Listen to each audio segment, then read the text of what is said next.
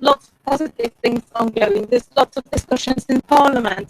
After the Brexit referendum, we had a parliamentary debate where I was astonished how many British politicians had white husbands or family members who were Polish or from other backgrounds. So there's always time for new politicians, whether it's local, we can start locally. We haven't got Polish, maybe not here in West Midlands, we haven't got Polish run political party or political group. Yeah, we can set up a group, but also we can join various organisations who have impact on politics. For example, Federation of Small Businesses or organisations like BNI. We've got Chamber of Commerce. Yeah, there is a British Chamber of Commerce, but there is also a Polish British Chamber of Commerce. There is all part of the parliamentary group for Poland. A member of parliament from Shropshire, who is Daniel Kaczynski, who is actually of Polish origin. So there's plenty of opportunities. We just need to see them. We need to fill the bad things and we need to see the good ones. Okay, so wanted to relate from the Polish Professional Association. So, yeah. So what was the question? No, I just need to get you here speaking loudly. I've got to get a position. I will do my best. So my question to you, we talked about there's another professional Polish community. Yes. What more could they be doing to help alleviate some of the fear and let's get this positive message? And how can they help to galvanise the community through their particular specialisms? Mm-hmm. So, for example, I can speak based on our members in Scotland. So we have lawyers, we have lots of bankers, accountants, even politicians are part of our network. So I know that if they are at workplace, they can influence the workplace as well. But I think it's really important to have networking events like this one for professionals, because in that way you show, you are strong together. And I think it's incredibly important to show that.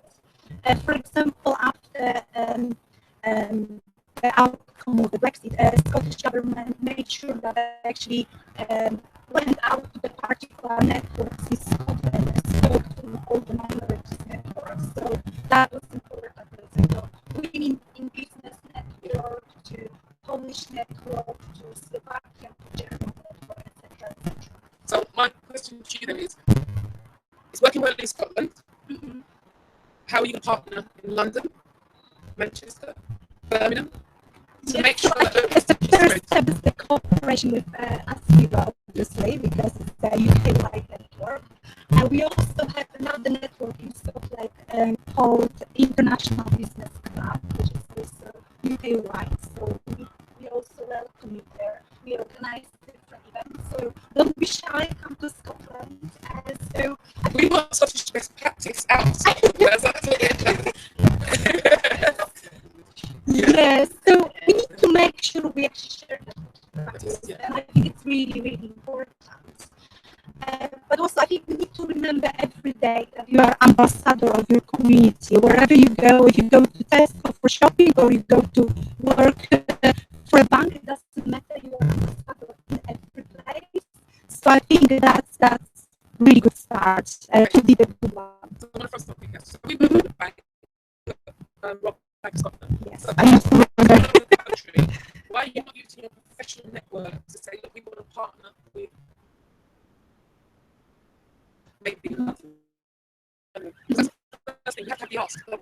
Yeah. So if you might have the desire, but I need to really ask, or I would be too polite. No, I would definitely say we should do more. We are trying our best. Actually, I'm traveling around UK for different events, London from time to time, Scotland, Wales. It's not always possible to be everywhere, but definitely I'll make sure through social media to encourage our members to do that. But also, you can't do everything. So I think it's why a lot of women burn out, because we don't ask for help. So what you need to be doing is say, look, you need to be London, you need to be Birmingham, and bring up the next generation of leaders. That's what we need to do. Talk to your political parties, what can you do? Get an MP down, get someone, a candidate in, in SB, you've got to have members who spread that word. We sometimes try to do everything and micromanage, but actually there's people out there who just and you say more no's, so you can do more yeses to the things you want to do. Any questions? Any questions? Does anyone disagree with this?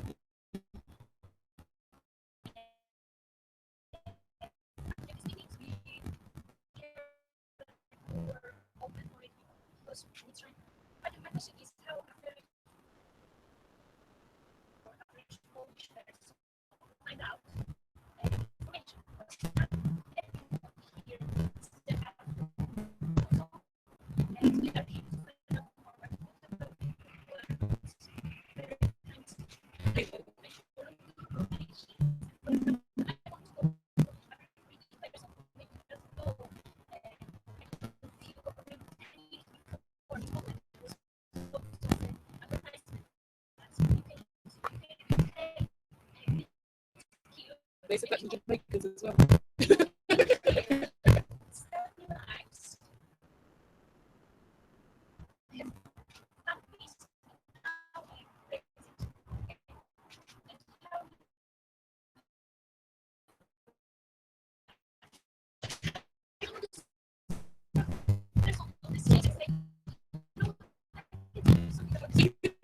Social media, set up groups, because people go in and they keep up, searching today. I just went on the internet. What are the polls about Brexit? There's about 20 odd pages.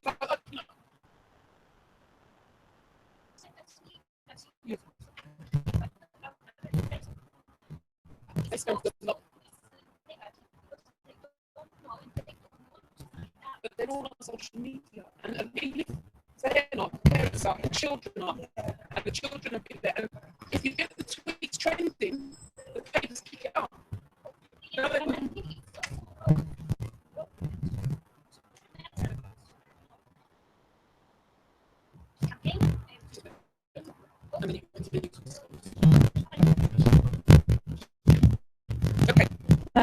What I would say to this is 3 words: educate, educate, educate.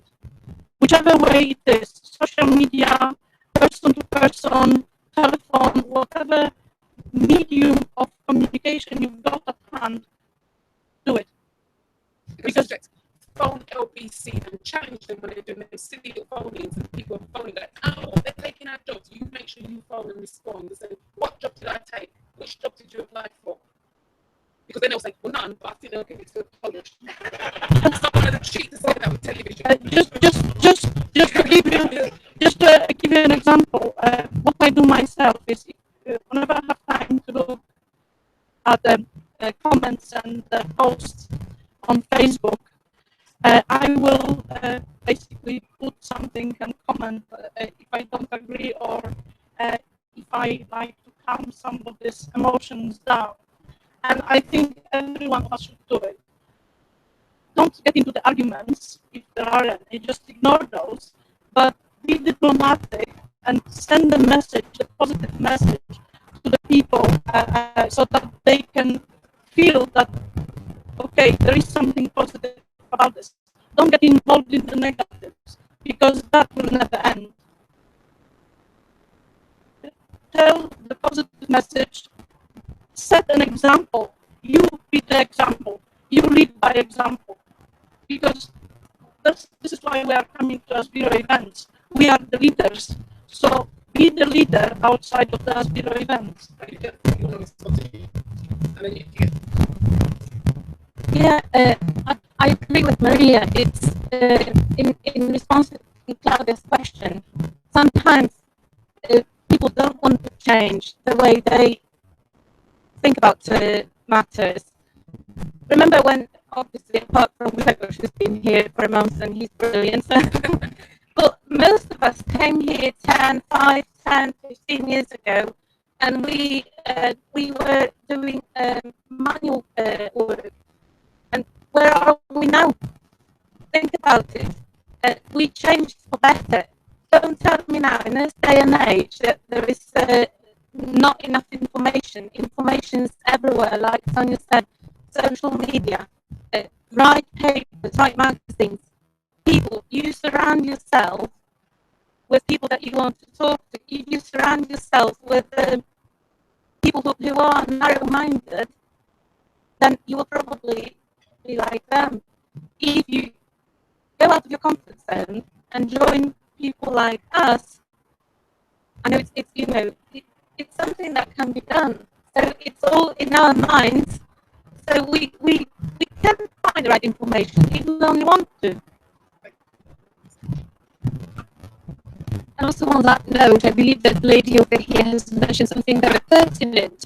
I mean, the information, there is a lot of information in the media, on social media, and usually it comes from direct translations of a British website or some newspaper, and it's just repeating one message after another that's been generated by a big organization.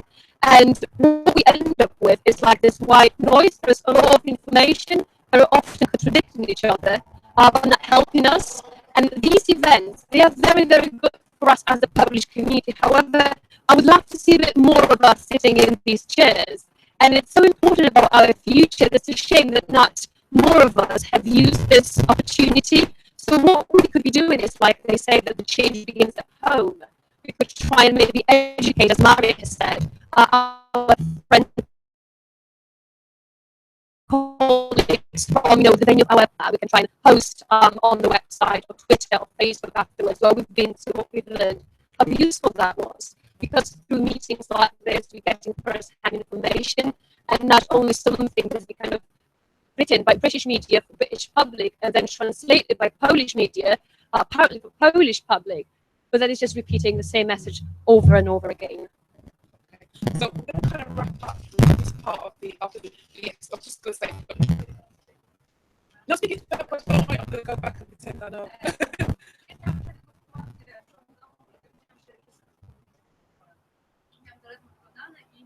Też właśnie miałam takie użycie systematyczne, ale no jak to może być ten rasizm i tak dalej, xenofobia i tak dalej. Ja mówię, chwileczkę, słuchaj, to jest taki wiek, gdzie mówię, grali w piłkę, jeden mówię, drugiemu nie mógł zabrać tej piłki, odzyskać, mówię, jest pewnie lepszy, więc to będzie, mówię, tam już wypadło trzy muzyki i mówię, w ten sposób mówię, trzeba może to odebrać, nie od razu, żeby rozmuchiwać to, że ktoś się źle zrobiło.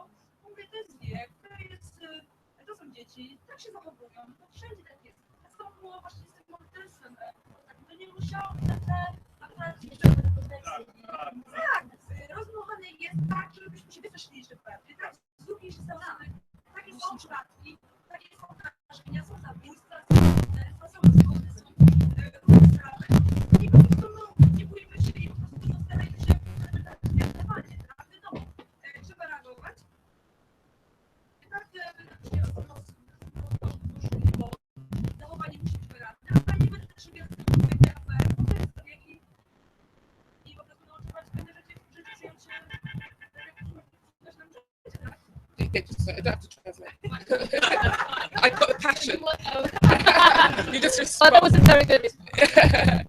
Obviously, you're not going to respond. She's just. Who's What I was actually going to say, this is the time to do freestyle. So if anyone else wants to say something passionately in their language, this would be great. It's the best time. So I think, I agree. I think it's worth saying what you just said, I hope you don't mind. So what's your name, sorry? Anna. So what Anna has just said is that she was kind of commenting on the era of hate going on in Britain at the moment, the hate crime. And a few days ago, her son came back from school, and your husband said that he was beaten up at school, so possibly, another incident of hate crime.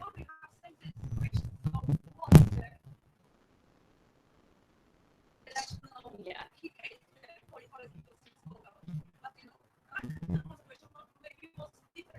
You never know. Yeah.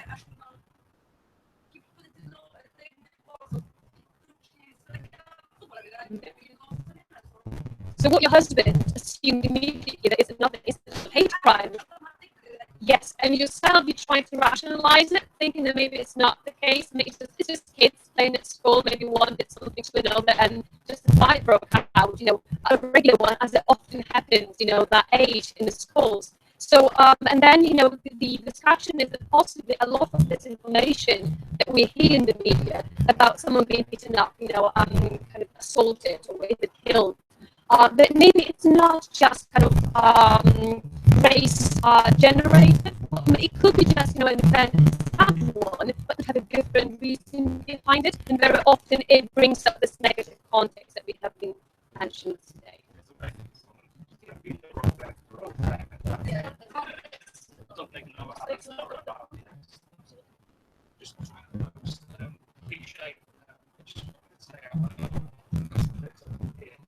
It's the current way starts repeating.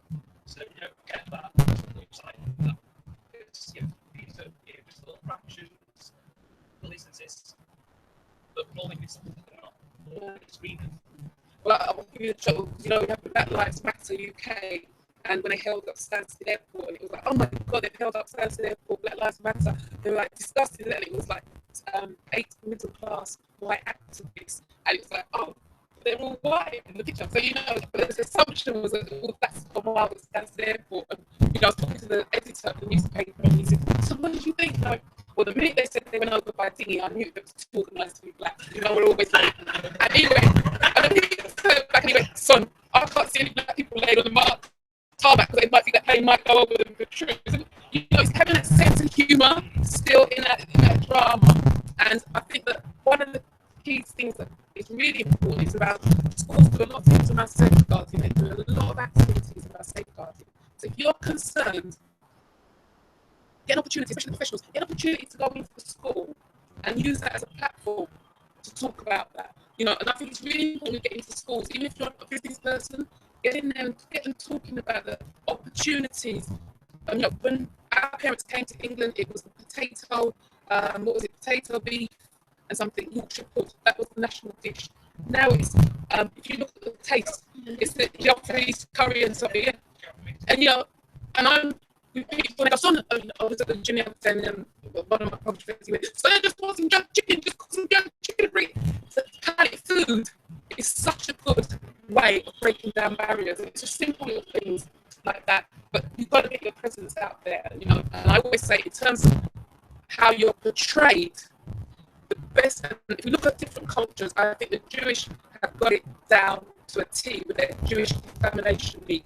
They will not let anyone say anything about them without responding. Yeah, I'm proud of you. There's your identity, and you've got a history, you've got something to be proud of, and I just think that we can moan and we can groan and but it doesn't change anything unless we're prepared to make these change we want to see. And I think on that, I'm going to ask our panelists each to round off what they've got to say, and then we'll have another break and we'll come to the next part. But just final comments. Stand up, you have to stand up and Well, my final comment would be more positive than negative. Think about opportunities rather than concerns. And don't think about and be curious what will happen and try to shape it or help it shape it. And don't worry too much because changes are usually for better.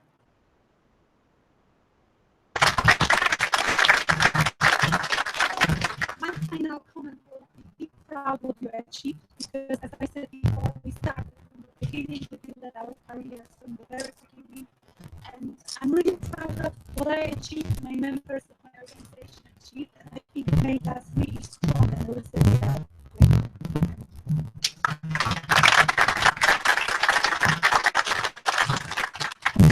There's a lot of negative language around Brexit these days, and I think that the way I would like to finish this event is by saying that yes, we have to be more positive and not worrying about what's going to happen following on the Brexit. Even if England, the UK is going to leave the EU, nothing bad will happen. Things will work just fine in a different way, but it doesn't mean it will be a bad way. There will be a lot of room for fresh blood and Britain is an ambitious and energetic country, and it will not do anything to hinder its opportunities. And as I have it, we as Coalition Manpower and the Legitimate Group, we are part of that success. So there is definitely room for us.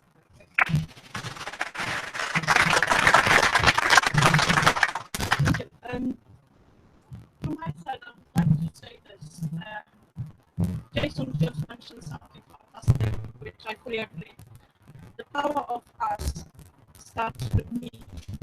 So it is up to us, every single individual that's here today, it is up to us to go from here and tell the world, my comments mentioned, take your phones into your hand and say that you are not agreeing to hatred, to propaganda, to you just want to be positive. And that is the picture and that is the attitude that we should take out from this event today. Be the ambassador of the positive in your life, the lives of everyone else.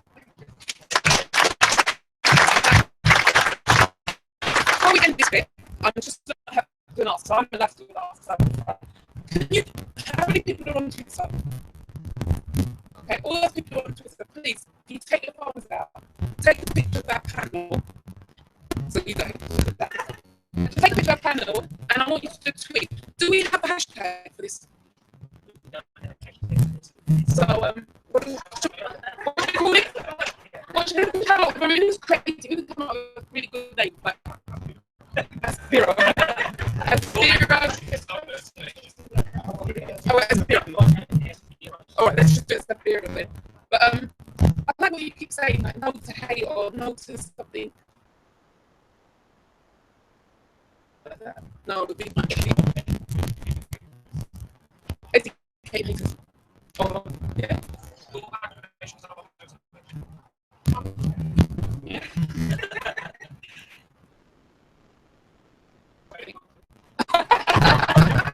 Okay, everyone's taking a picture. Right. Can we show our appreciation to the panel by giving them a round of applause?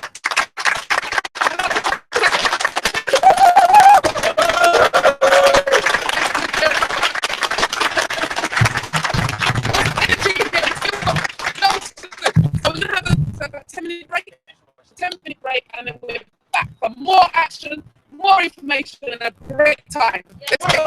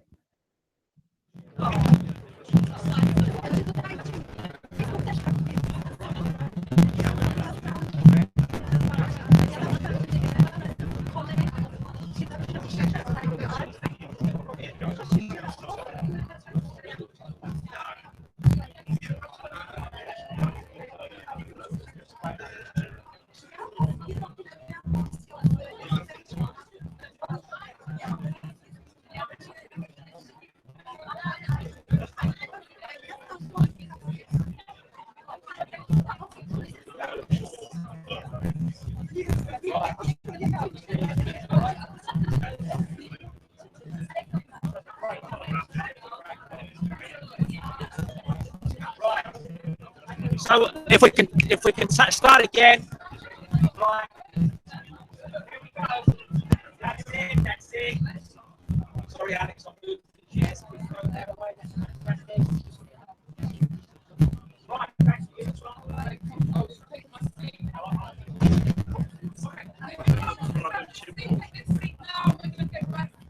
That next session. Do you want to take a seat? You can work a bit more later. Okay, so everyone take their seats. So for those of you who are seated already, have you found today useful? Look, my vanity requires more than that type level of answer. Did you find today useful? Have you been tweeting? And for those of you who want to really make me happy and vain, my Twitter handle is @Sonia Talks, because you know I talk a lot. So put it there with @Asbiro UK, so we could get something trending.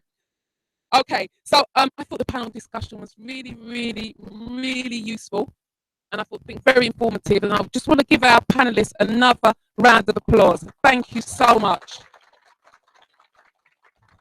And those of you who are streaming in, it's a pity we didn't have Twitter going, feed going on, because we could have answered. Well, if you'd asked a woman to do it, it would have been done. You know, this is the problem of men in business. But anyway, next time we'll do it for part 2.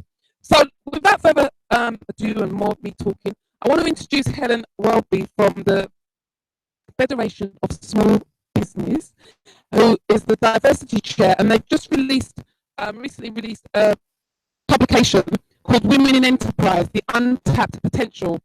And Helen's going to talk a bit about the report and also the recommendations that have come out of it. So I want you to give her a big, warm welcome, and that's welcome. Woo!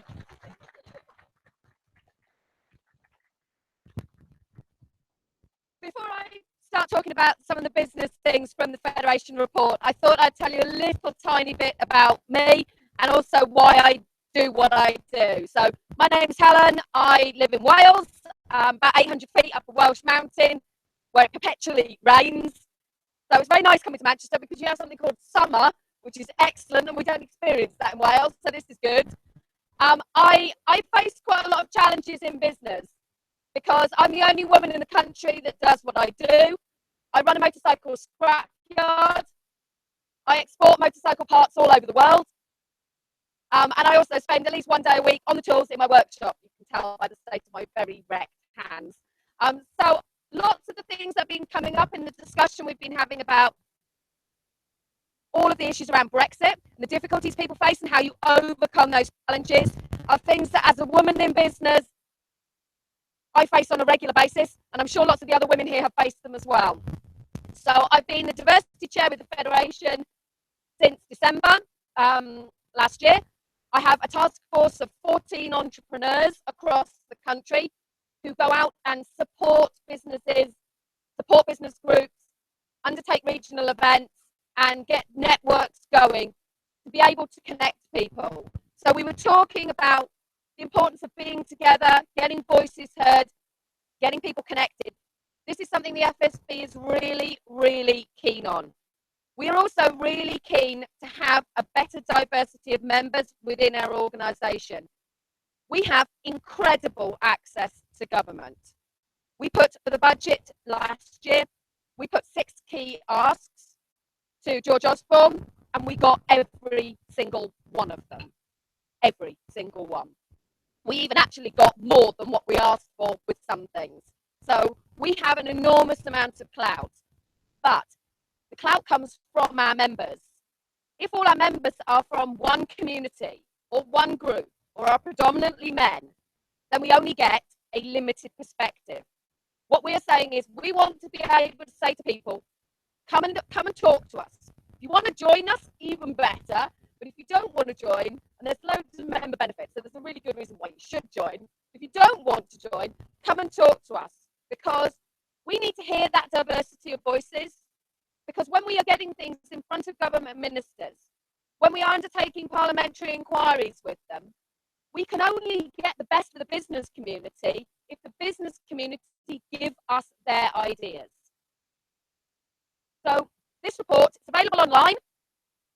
I would encourage people to download it because obviously having a recycling business, I'm big on being eco-friendly. But I have brought a few copies with me. So if anybody doesn't have internet access or doesn't want to print it, I do have some copies here. I'm not going to go through all my 8-page speech. I have a very nice speech written here. I'm not going to go through all of that, but I'm going to go through some of the key points. And I thought perhaps then we could have a bit of a discussion about things. And if you've got questions about the FSB, what the FSB does, what's the point in me being there and our task force, I would be happy to discuss that with you. I also have another role. I'm at the University of South Wales, a lecturer up there. I think from your perspective, talking about engaging with schools as well as universities is something as businesses, we have a real opportunity. And anybody in business to get in contact, not only with your local council, we were hearing about politics, but with your local MP, with your local FSB branch, definitely, we want to hear from you, but also with your local schools and colleges and universities, because a lot of them, they teach the theory. The theory's great. We understand about product life cycles. We understand about early adopters, late adopters. We understand about the theory around HR management. But what our young people need, who are going to be running the businesses of tomorrow, is they need to understand the practice of it as well. We are the practice. We live that every day. We run those businesses. We change the economy. So we have a real opportunity to go and talk to those young people and say to them, actually, this is what it's like. This is my lived experience. So that young people have an opportunity to see what it is really like in business, as well as understand how all the theory works. So back to our report. We went out and we said to women in the FSB, come and talk to us. So 2,000 of them did, which was great. So we have a quite good representative sample of what women in business are experiencing. So we did a big survey, got 2,000 responses just under that. We then thought, well, actually, we need to get a bit of depth to this as well. So we went off across the UK. We held a number of focus groups. Obviously, we went to Wales. Yay for Wales, because I think it's really important that we all get out of the capital as well. Not that there's anything wrong with London. We also went up to Scotland. Scots are doing some. That's okay. I didn't think it was that bad. So if you want to escape, that's fine. See me. I need to improve my technique. It's not great. Hopefully, everybody else will stay to the end. We then went and did some focus groups, so we got quite a lot of depth to the understanding that we got from the results of the survey. We found that there were 7 key areas that women were talking about that they felt we as a federation needed to address. So we decided we wanted to get this put under the noses of government. We did our launch in Wales because I was insistent. We did it outside Westminster. We then did our launch in Westminster. We had a number of MPs and peers come. We made lots of national press about it. And on the back of that, because this has been so successful, we've now got the government to agree that they are going to hold a national, all-party parliamentary group inquiry into women's access to finance. They weren't going to do that until this came out. This only came out because 2,000 women gave up 20. This is just not going well, is it? This is really not going well. I know it's government and policy and reports, but I didn't think it was quite that boring. Because all of those people fed into our survey, we were able to get a credible response. What we are now saying is, we've got a parliamentary inquiry coming up. We need evidence. We need evidence from our members to be able to put in front of government. All 6, thank you. Hopefully we'll get another tally back and we'll have another one come back shortly. We've got all 6 banks, all the 6 main banks have agreed that they're going to come and sit in front of the MPs, get scrutinised about what they are actually doing, but we want to hear from other people as well. So we were talking earlier about getting voices heard, getting involved. I'm putting a call out to all of you. Please can you be some of those voices, because we want to hear from people, because it makes things like this much stronger. We don't want 50 responses. We want 5,000. That's great. and it gives you an opportunity to get your perspective, your business, your fears, your hopes, your difficulties in front of people who've got clout. There are 177,000 members in the FSB. There could be 177,050 by the end of today, which would be lovely. But it's very good because we've been going 40 years. We get that. I'm giving up. Shall I just give up? Shall I just give up and go home, back to Wales? This is terrible. Perhaps everybody's drunk too much coffee. So we want people to come and get involved. Also, with our Women in Enterprise Task Force, we're going to be running lots of events. We've made sure that one of our task force members is in Manchester, so she's going to be putting things on, and I would really encourage you, come along, bring your friends. There's normally food and or wine, which is quite good. We are not really formal, we are not very stuffy, but we are very inclusive, so we do want to hear from people. But I'll get down to some of the nitty gritty of this. I'm going to go a few stats on my speech, but I'm not going to go through all of this. Otherwise, we will be here forever. Right.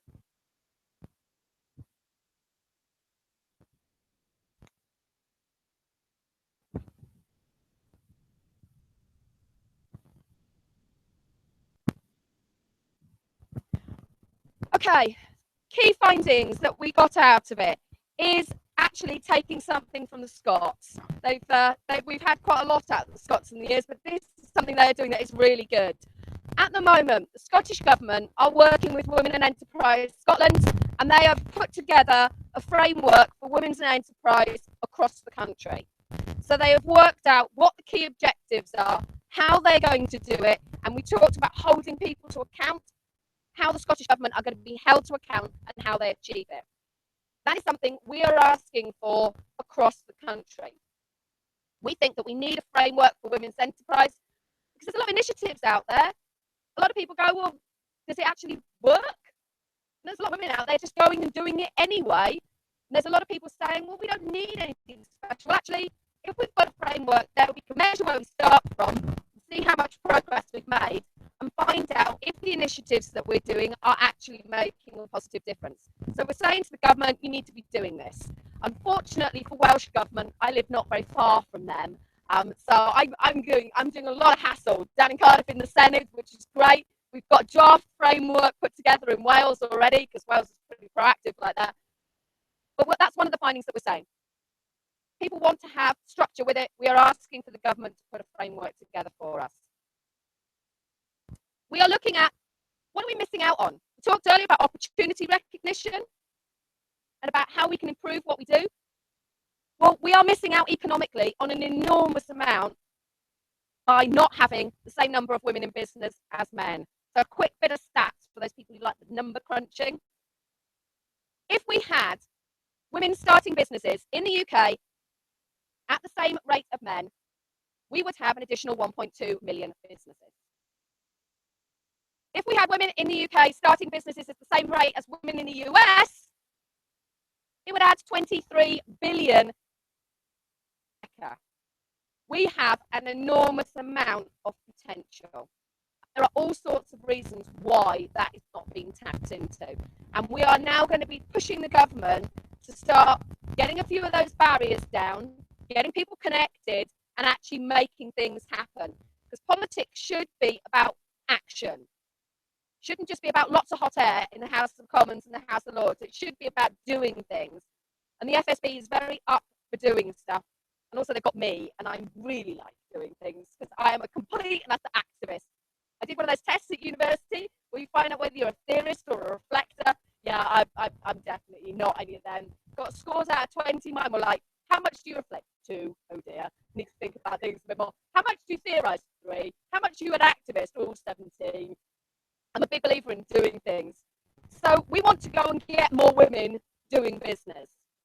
Part of that is around the FSB coalescing, getting people involved. Because we know that women add an enormous amount of value to the UK economy. They also add an enormous number of jobs. So we are really, really, really pushing.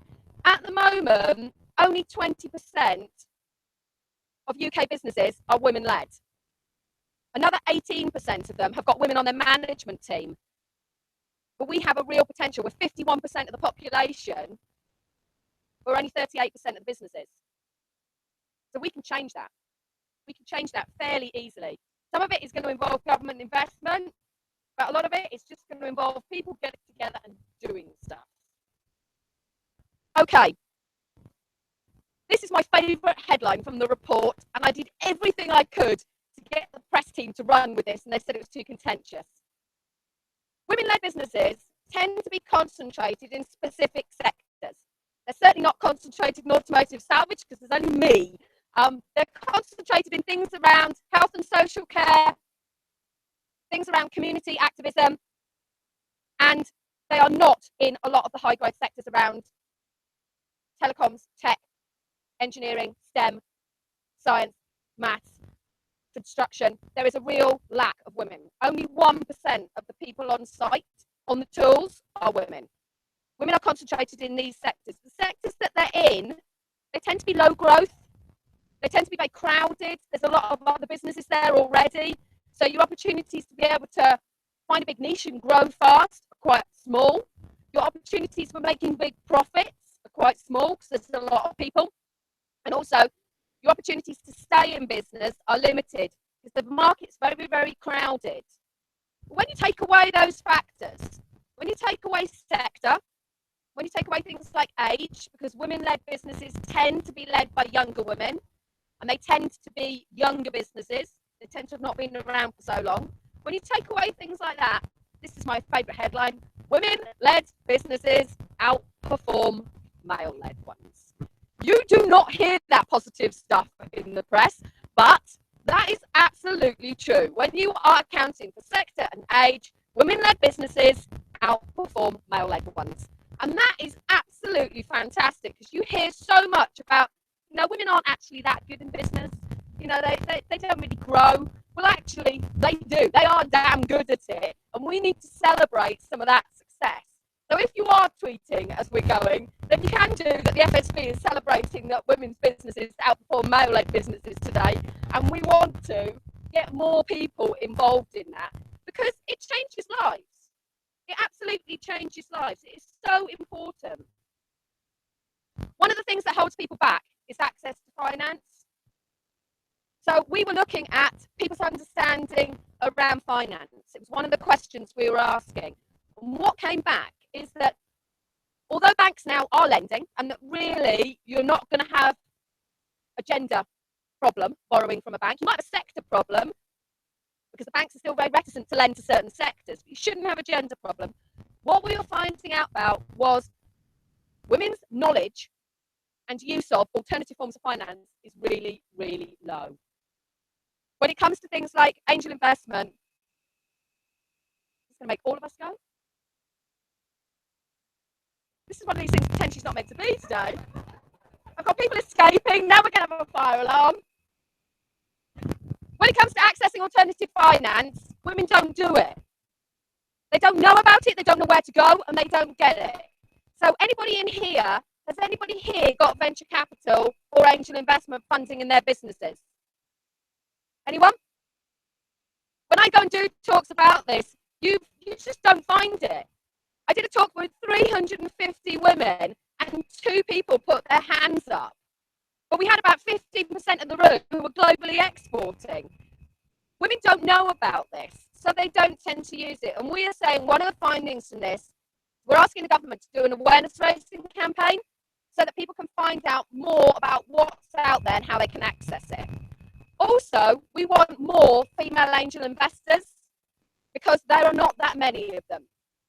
Ironically, when they're out there, they tend to proportionately, only a bit, but proportionately a bit, lend to more women-led businesses.